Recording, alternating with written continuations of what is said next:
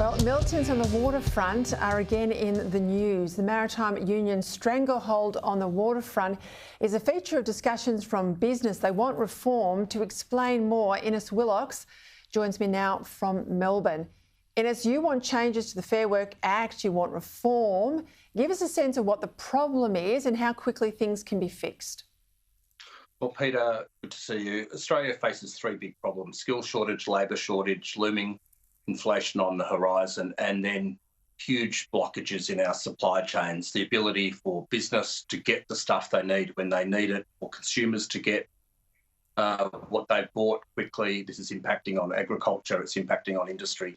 And one of the big choke points in all of this, the waterfront, our wharves, our ports, and we are seeing big delays being imposed across our waterfront by union militancy, union activity.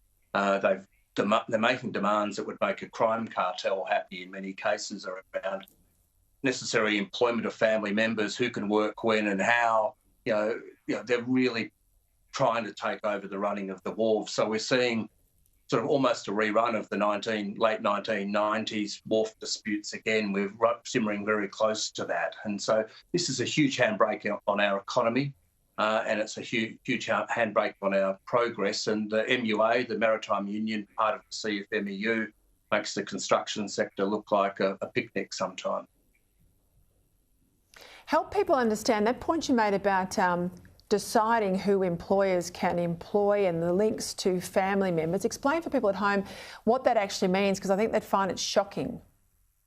Well, what the union is insisting from employers is that the union have the right to determine who is employed, and that family members of wharfies at the moment, those who work on the wharves, get first right to be employed. So, dad nominates a son or uncle nominates a nephew or whatever, and then they have to be employed.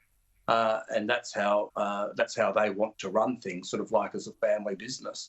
That's not appropriate. They're trying to stop things, and the ACCC has found that they're an impediment to things like the automation and productivity that we need on the wharves. But when you've got a union demanding the right that it should say who gets employed and a family member is the first choice, you're in a pretty bad situation. It prevents real development of skills. It really is the ultimate in a closed shop.